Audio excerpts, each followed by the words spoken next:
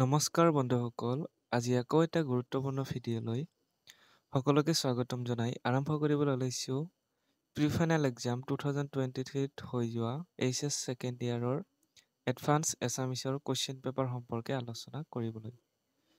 আপোনালোকে এইখন কুৱেশ্যন পেপাৰৰ সম্পূৰ্ণ সলিউশ্যন পাই যাব আৰু ইয়াতে আপোনালোকে চাব পাৰিছে 2023 এডভান্স এছামিছ 100 মাৰ্কৰ হৈছিলে আৰু টাইম দিয়া থাকিব 3 ঘণ্টা। আমি প্ৰথম কুৱেশ্যনৰ পৰা আৰম্ভ কৰিছোঁ। কুৱেশ্যন নম্বৰ 1 to চমু উত্তৰ দিয়া যিকোনো 12টা। আপোনালোকে 12টাৰ পৰা বেছিয়ে পাই যাব গোটেইখিনি। প্ৰথম কুৱেশ্যনটো আছে যে প্ৰথম অসমীয়া চুটি গল্পটোৰ নাম কি? প্ৰথম এনচাৰটো হ'ব যে প্ৰথম অসমীয়া চুটি গল্পটোৰ নাম হ'ল লিটিকাই। তাৰপিছতে নম্বৰ অসমীয়া চুটি গল্পৰ জন্ম কোনখন অসমীয়া কাকতৰ যোগেদি হৈছিল? এনচাৰটো হ'ব অসমীয়া চুটি গল্পৰ জন্ম জোনাকী কাকতৰ জৰিয়তে হৈছিল। তাৰপিছতে নেক্সট কুৱেশ্যন, প্ৰথম অসমীয়া উপন্যাসখনৰ নাম কি? প্ৰথম অসমীয়া উপন্যাসখনৰ নাম হৈছে ভানুমতী। তাৰপিছতে নেক্সট পদ্মনাথ গোহাঞি বৰুৱাৰ এখন উপন্যাসৰ নাম লিখা। ইয়াৰে এনচাৰটো হ'ব পেটুকি। নেক্সট অসমীয়া চুটি গল্পৰ জনক নিশ্চয় আপোনালোকে জানে লক্ষ্মীনাথ বেজবৰুৱা। তাৰপিছতে নেক্সট আছে বলৰাম মেথি কি বা কোন? ইয়াৰে এনচাৰটো হ'ব যে বলৰাম মেথি আছিলে লক্ষ্মীনাথ বেজবৰুৱাৰ সম্পৰ্কীয় এজন লেখক। তাৰপিছতে নেক্সট কুৱেশ্যন, লক্ষ্মীনাথ বেজবৰুৱাৰ আত্মজীৱনীখনৰ নাম লিখা। এইটো হ'ব আপোনালোকৰ মোৰ জীৱন সোঁৱৰণ। নেক্সট কুৱেশ্যন, বৰ্ষা বৰ্ণন পাঠী ক'ৰ পৰা লোৱা হৈছে? এইটো হ'ব অসমীয়া চাকিৰ ভাগ নামৰ গ্ৰন্থৰ পৰা লোৱা হৈছে। তাৰপিছতে নেক্সট কুৱেশ্যন, মহাপুৰুষ শংকৰদেৱ ৰচিত এখন নাটকৰ নাম লিখা। মহাপুৰুষ শংকৰদেৱে ৰচিত এখন নাটকৰ নাম হৈছে সিংহ যাত্ৰা। তাৰপিছতে মায়াবী শব্দৰ অৰ্থ কি? মায়ামগ্ন ব্যক্তি। মায়াবী শব্দৰ অৰ্থ হৈছে মায়ামগ্ন ব্যক্তি। তাৰপিছতে নেক্সট কুৱেশ্যন, অম্বিকাগিৰি ৰায়চৌধুৰীৰ এখনি কবিতা পুথিৰ নাম লিখা। এইটো হ'ব প্ৰেমৰ বাণী। তাৰপিছতে অনল শব্দই কি প্ৰকাশ কৰিছে? অনল শব্দটোৱে প্ৰকাশ কৰিছে আগুনৰ কথাকে প্ৰকাশ কৰিছে। তাৰপিছতে নেক্সট কুৱেশ্যন, আমাৰ ছাৰ প্ৰকৃত নাম কি? আমাৰ ছাৰৰ প্ৰকৃত নাম হৈছে হেমচন্দ্ৰ গোস্বামী। নেক্সট, আমাৰ ছাৰৰ কাৰ বিয়ালৈ গৈছিল? কমলাৰ বিয়ালৈ। আমাৰ ছাৰ কাৰ বিয়ালৈ গৈছিল? কমলাৰ বিয়ালৈ গৈছিল। তাৰপিছতে 1 নম্বৰ শেষৰ কুৱেশ্যনটো আছে ৰাতিয়া কোন?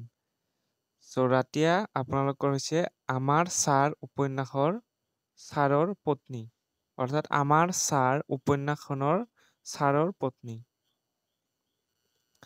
তাৰপিছতে এতিয়া নেক্সট কুৱেশ্যন 2 নম্বৰ, চমু উত্তৰ দিয়া যিকোনো 15টা। অলংকাৰৰ প্ৰধান প্ৰকাৰ দুটাৰ নাম লিখা। প্ৰথম কুৱেশ্যনৰ এনচাৰটো হ'ব অলংকাৰৰ প্ৰধান প্ৰকাৰ দুটা হ'ল শব্দ অলংকাৰ আৰু অৰ্থ অলংকাৰ। আপোনালোকে 2 নম্বৰ কুৱেশ্যন প্ৰথমে পঢ়ি দিছো, ইয়াতে বহুত কেইটা কুৱেশ্যন আছে। আপোনালোকৰ এইখিনি এনচাৰ মই একেলগে দি দিম 2 নম্বৰৰ কুৱেশ্যনখিনি। আপোনালোকৰ 2 নম্বৰ কুৱেশ্যন, প্ৰথম কুৱেশ্যনটো কৈ দিছো। দ্বিতীয় নম্বৰ হৈছে অনুপ্ৰাস কোনবিধ অলংকাৰৰ অন্তৰ্গত? অনুপ্ৰাস শব্দ অলংকাৰৰ অন্তৰ্গত। অলংকাৰৰ এটি সংজ্ঞা দিয়া। যি উপাদানে কাব্যৰ সৌন্দৰ্য বৃদ্ধি কৰে তাকে অলংকাৰ বোলা হয়। তাৰপিছতে নেক্সট কুৱেশ্যন, অলংকাৰ সম্পৰ্কীয় এখন গ্ৰন্থৰ নাম আলংকাৰীৰ নামৰ সৈতে উল্লেখ কৰা। এইটো আপোনালোকৰ দিয়া আছে, অলংকাৰ সম্পৰ্কীয় এখন গ্ৰন্থ হ'ল কাব্যদৰ্শ, যিখন দণ্ডী নামৰ অলংকাৰ ৰচনা কৰিছিল। তাৰপিছতে আপোনালোকৰ নেক্সট কুৱেশ্যন যে শব্দ অলংকাৰৰ দুটা প্ৰকাৰৰ নাম লিখা। শব্দ অলংকাৰৰ দুটা প্ৰকাৰ হৈছে অনুপ্ৰাস আৰু যমক। নেক্সট কুৱেশ্যন উপমা আৰু অতিশক্তি শব্দ অলংকাৰৰ অন্তৰ্গত। তাৰপিছতে আছে উপমাৰ সংজ্ঞা দিবলৈ দিছিলে, এইটো আপোনালোকে লিখিব যে যেতিয়া কোনোবিধ বস্তুক অন্য কোনো বস্তুৰ সৈতে তুলনা কৰি বৰ্ণনা কৰা হয় তাক উপমা বোলা হয়। উদাহৰণ এটা দি দিছে যে তুমি চাঁদৰ দৰে উজ্জ্বল। তাৰপিছতে নেক্সট কুৱেশ্যন চুটিগল্প আৰু উপন্যাসৰ মাজত পাৰ্থক্য। চুটিগল্পৰ আকাৰ সৰু হয়, উপন্যাসৰ আকাৰ ডাঙৰ হয়। দ্বিতীয়তে আছে চুটিগল্পত এটা ঘটনা বা ভাৱৰ সংক্ষিপ্ত বৰ্ণনা থাকে। উপন্যাসত একাধিক ঘটনা আৰু চৰিত্ৰ বিকাশ পোৱা যায়। তাৰপিছতে নেক্সট অলংকাৰ শব্দটো অলংকৃত শব্দৰ পৰা উদ্ভৱ হৈছে, অৰ্থাৎ সজ্জা সৌন্দৰ্য বৃদ্ধি কৰা বস্তু। নেক্সট আছে শংকৰদেৱে ৰচনা কৰা দুখন কাব্য হৰিশ্চন্দ্ৰ উপাখ্যান আৰু ৰুক্মিণী হৰণ। তাৰপিছতে নেক্সট কুৱেশ্যন লক্ষ্মীনাথ বেজবৰুৱাই প্ৰতিমাৰ বিষয়ে কৈছিল। প্ৰতিমা হৈছে অসমীয়াৰ জীৱন সংগ্ৰামৰ প্ৰতিচ্ছবি। তাৰপিছতে নেক্সট কুৱেশ্যন তুষাৰ শব্দৰ অৰ্থ বৰফ বা শিশিৰ, আনহাতে হলিলা শব্দৰ অৰ্থ হৈছে পানী।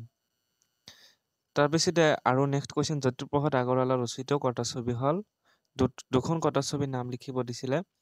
জয়মতী এইটো হৈছে 1935, নেক্সট ইন্দ্ৰমালতী 1939। তাৰপিছতে নেক্সট কুৱেশ্যন বেদৰ অংশ দুটা কি? মন্ত্ৰ অংশ, ব্ৰাহ্মণ অংশ। তাৰপিছতে নেক্সট কুৱেশ্যন যোগেশ দাসে দেউতাক নামৰ উপন্যাসৰ বাবে 1983 চনত সাহিত্য অকাডেমী বঁটা লাভ কৰিছিল। চ' এইটো এনচাৰখিনি দিয়া আছে। ডক্টৰ প্ৰফুল্ল দত্ত গোস্বামীৰ দুখন গ্ৰন্থ আছে, a study of Assamese literature and an introduction to Assamese literature. তাৰপিছতে আছে হলাহল শব্দৰ অৰ্থ বিষ বা মহাবিষ, এইটো শব্দৰ অৰ্থ আছিলে। নেক্সট শ্ৰাবণ শব্দৰ অৰ্থ হৈছে বৰষুণৰ মাহ বা বৰষুণে পৰিপূৰ্ণ ঋতু। চ' এইখিনি আছিলে আপোনালোকৰ 2 নম্বৰৰ যিখিনি এনচাৰ সেইখিনি। তাৰপিছতে নেক্সট 3 নম্বৰ তলত দিয়া প্ৰশ্নৰ উত্তৰ দিয়া। শব্দ অলংকাৰৰ কাক বোলে? যিকোনো এটা শব্দ অলংকাৰৰ বিষয়ে লিখা। শব্দ অলংকাৰ কাক বোলে? তাৰপিছতে যিকোনো এটি অৰ্থ অলংকাৰৰ বিষয়ে লিখা। লক্ষ্মীনাথ বেজবৰুৱাৰ চুটিগল্পৰ বিষয়ে এটি চমুকৈ আলোচনা কৰা। চ' এইখিনি গোটেইখিনি মই আগত দিয়া ধৰণে দি দিম। চ' 3 নম্বৰ কুৱেশ্যন আপোনালোকৰ এইখিনি হ'ব। চ' প্ৰথম কুৱেশ্যন আছিলে শব্দ অলংকাৰ কাক বোলে? যেতিয়া কোনো কবিতাত শব্দৰ মিল, পুনৰাবৃত্তি বা সংগীতময়তাৰ দ্বাৰা ভাষাৰ সৌন্দৰ্য বঢ়োৱা হয় তাক শব্দ অলংকাৰ বোলা হয়। উদাহৰণস্বৰূপে পাহাৰ পাৰত পোহৰ পোখায়, ইয়াত প ধ্বনিটোৰ পুনৰাবৃত্তি হৈছে, এইটো অনুপ্ৰাস অলংকাৰ, এক প্ৰকাৰৰ শব্দ অলংকাৰ। নেক্সট অৰ্থ অলংকাৰ কাক বোলে? চ' গোটেইখিনি আপোনালোকে অলপ পঢ়ি নিজে চাই ল'ব। তাৰপিছতে আছে নেক্সট লক্ষ্মীনাথ বেজবৰুৱাৰ চুটিগল্পৰ বিষয়ে আলোচনা কৰা। তেখেতৰ চুটিগল্পৰ বৈশিষ্ট্যবিলাকো লিখিব আপোনালোকে। নেক্সট চুটিগল্প কাক বোলে? চুটিগল্প হৈছে সৰু আকাৰৰ কাহিনী য'ত এটা বিশেষ ঘটনা বা মানৱীয় অনুভৱক সংক্ষিপ্ত ৰূপে দেখুওৱা হয়, সেইটো লিখিব। নেক্সট ইয়াৰে কিছুমান বৈশিষ্ট্য আছে।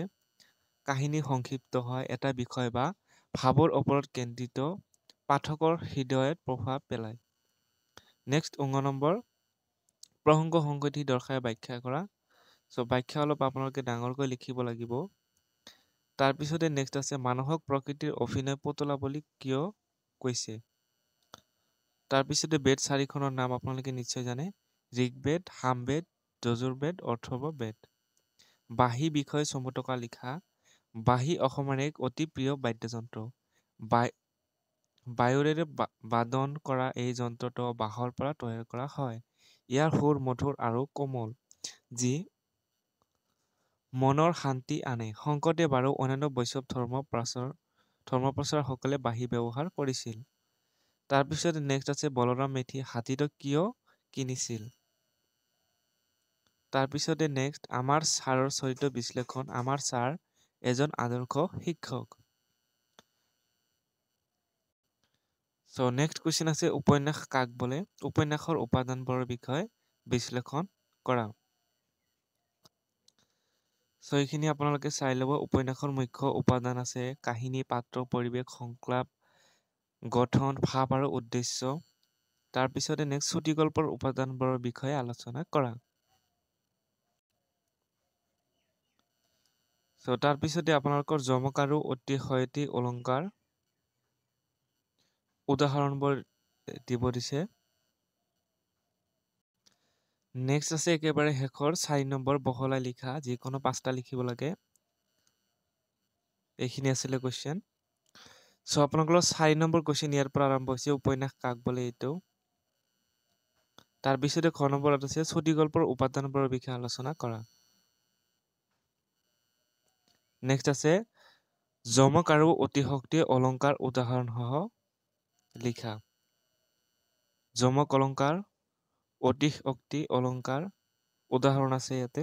নেক্সট বৰ্ষা বৰ্ণন কবিতাত বৰ্ষাৰ বৰ্ণনা কৰিব দিছে। তাৰপিছতে 9 নম্বৰটো এই যে পৃথিৱীৰ স্বৰ্গতো অধিক মানুহৰ নিজাপি ঘৰ। সো এইটো ইম্পৰ্টেণ্ট এটা টপিকছ হয়, আপোনালোকে চাই ল'ব। নেক্সট আছে বিহু এক ধৰ্মীয় অনুষ্ঠান, এই মতৰ যুক্তি। সো বিহুৰ বিষয়ে আপোনালোকে নিশ্চয় জানে। তাৰপিছতে ধৰ্মীয় অনুষ্ঠানৰ সৈতেও লিখিব লাগিব। নেক্সট আছে হাতী গল্পত মূল্যবোধৰ অৱক্ষয়ৰ চিত্ৰ। নেক্সট আছে বাপথন গল্পত বাপেক পুতেকৰ মাজৰ কাজিয়া। সো এইখিনি আছিলে আপোনালোকৰ কুৱেশ্যন। গতিকে ভিডিঅ'টো ভাল লাগিলে শ্বেয়াৰ কৰিব, লাইক কৰিব আৰু চেনেলটো ছাবস্ক্ৰাইব কৰি লাগিব।